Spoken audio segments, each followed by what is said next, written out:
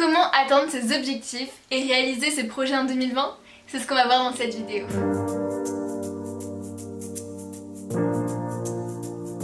Hello tout le monde, j'espère que vous allez bien et que vous avez passé une bonne semaine. Je vous retrouve aujourd'hui pour une vidéo où je vais vous donner mes petites astuces, mes petits conseils pour réaliser vos projets en 2020, pour atteindre vos objectifs en 2020 et que voilà, vous passiez la meilleure année possible. Dans un premier temps, je vais vous partager mes petites astuces pour atteindre vos objectifs et ensuite je vous partagerai mes objectifs à moi, ce que j'ai envie de réaliser cette année. Alors oui, j'avoue, je fais un petit peu cette vidéo tard, mais elle me tenait vraiment à cœur et vaut mieux tard que jamais, c'est ça qu'on dit, non?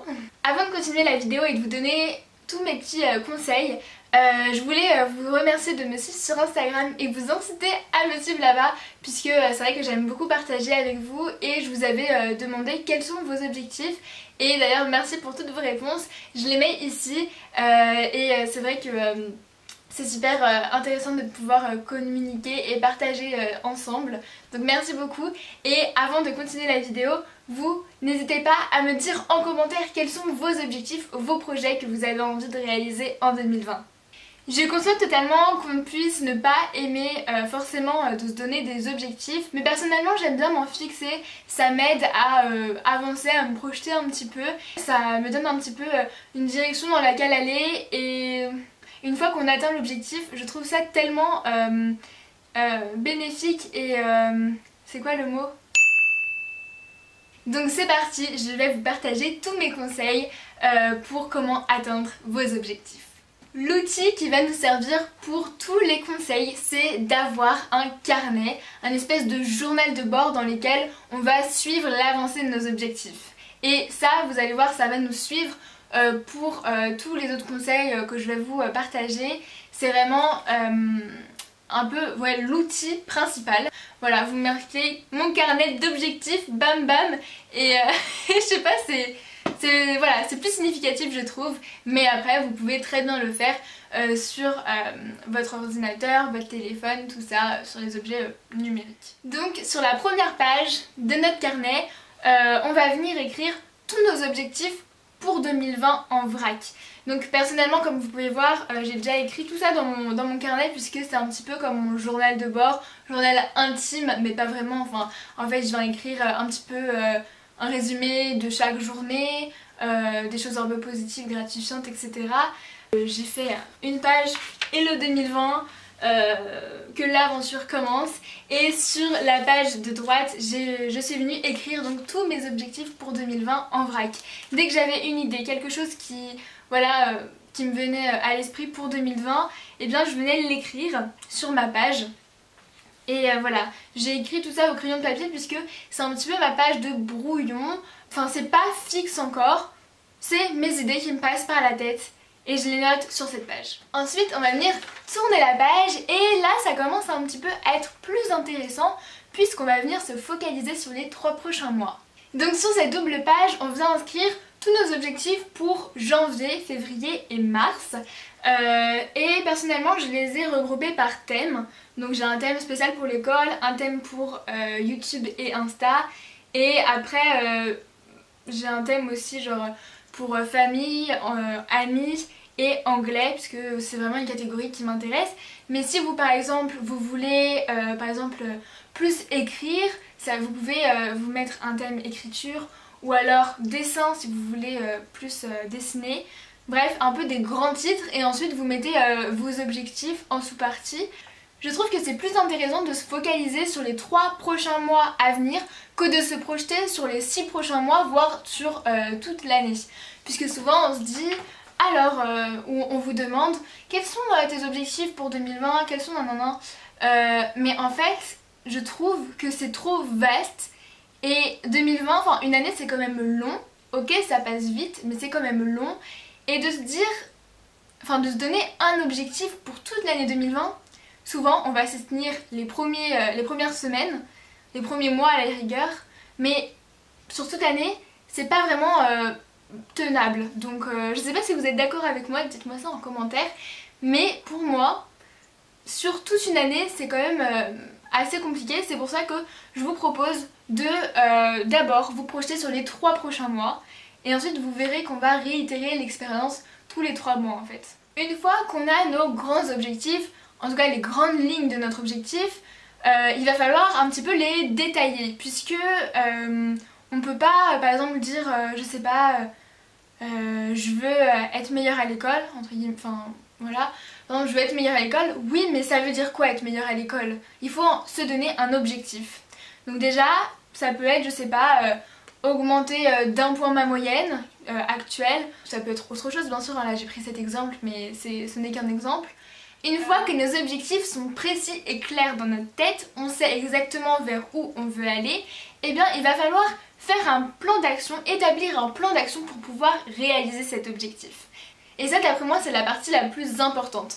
Établir, définir un plan d'action. Pour que ce soit plus clair pour vous, je vais vous donner quelques exemples et je vais prendre comme premier exemple la catégorie encore un peu école. Donc imaginez, vous voulez donc augmenter un petit peu votre moyenne, on va dire atteindre les 15 de moyenne. Qu'est-ce qu'il va falloir faire pour pouvoir atteindre ces 15 de moyenne? Puisque c'est pas en claquant des doigts qu'on va obtenir des bons résultats, il faut tout un processus derrière ça. Donc ce que vous pouvez faire par exemple, c'est plus participer au cours. Puisque si vous prenez partie au cours, à ce qui se passe en classe, vous allez assimiler plus de choses, être plus attentif et donc ce sera un travail en moins à faire à la maison. Et si vous êtes timide, vous pouvez justement vous donner des petits challenges puisque je sais que quand on est un petit peu réservé, c'est compliqué de lever la main, d'oser lever la main et de prendre la parole.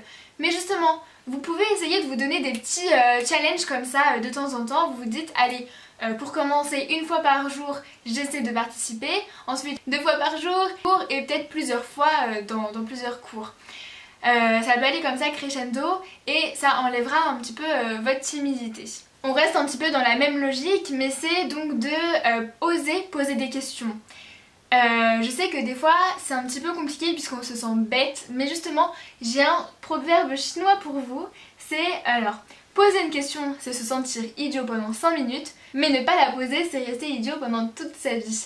Et je trouve que c'est vraiment véridique puisque voilà, peut-être que sur le moment on va se sentir un peu idiot, un peu bête de vouloir poser cette question, mais finalement après vous serez bien content, une fois rentré à la maison vous aurez compris et au moins vous ne serez pas resté là sans rien faire, sans comprendre, non, vous aurez osé poser cette question. Donc maintenant on va oser. D'autres exemples avec d'autres objectifs, par exemple vous voulez devenir un peu plus écolo, un peu plus responsable par rapport à l'écologie, le recyclage, etc. Donc ce que vous pouvez faire... Donc ce que vous pouvez faire c'est par exemple commencer par vous informer un peu plus et pourquoi pas sensibiliser votre entourage, vos parents si vous habitez encore avec eux. Ensuite si vous avez une maison, pourquoi pas faire du compost dans votre jardin, mieux regarder les emballages pour mieux trier.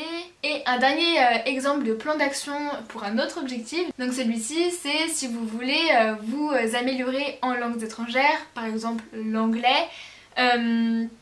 Donc ce que vous pouvez faire c'est pourquoi pas regarder vos séries, vos films en anglais. Au début mettre les sous-titres en anglais, en français, ensuite les mettre en anglais et enfin pourquoi pas ne plus mettre de sous-titres du tout. Vous pouvez aussi regarder des vidéos sur YouTube. Moi je sais que j'aime bien regarder des vidéos de chaînes américaines, anglaises, anglophones. Ma troisième action à faire c'est d'essayer de participer à chaque cours d'anglais, de parler en anglais. Voilà. Et mon quatrième secret pour pouvoir atteindre vos objectifs en 2020, c'est de faire un bilan à la fin de vos 3 mois, à la fin de vos 3 premiers mois d'objectifs. Je trouve ça super important, vraiment, de faire un retour, un compte rendu de ces 3 derniers mois qui viennent de se passer. Donc fin mars, oui c'est ça, fin mars, je vous conseille de faire un petit compte rendu de tous vos objectifs, est-ce que vous les avez réalisés, est-ce que vous êtes satisfait de vous, et ensuite de vous projeter pour les 3 prochains mois futurs.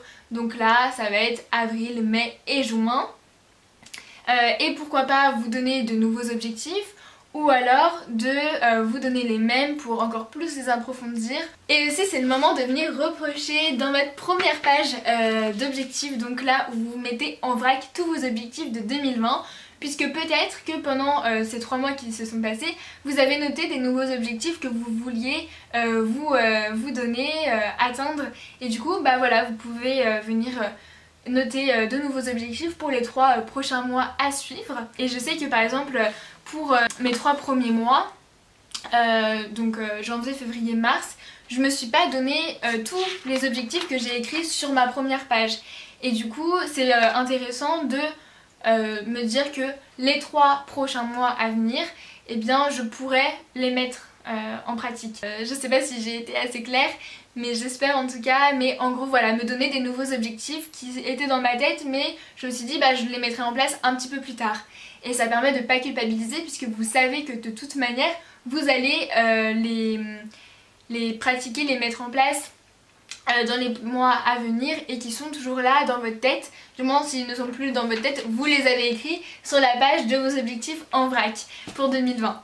Voilà. Et si vous n'avez pas totalement atteint vos objectifs, soyez quand même fiers de vous. Ne vous démotivez pas, puisque vous savez que vous avez encore 3 mois pour essayer d'atteindre vos objectifs. Et encore 3, et encore 3. Puisque quand on sépare l'année en bout de 3 mois, ça fait que vous avez 4 périodes pour y arriver, puisque on fait un petit calcul, hop hop hop, 12 divisé par 3, 4, bam, vous avez 4 périodes, 4 essais pour vous améliorer, et je trouve ça génial, non? Et la 5e chose à faire, c'est un petit peu optionnel, mais je trouve quand même ça sympa à faire, c'est de réaliser un petit mood board, un vision board, voilà.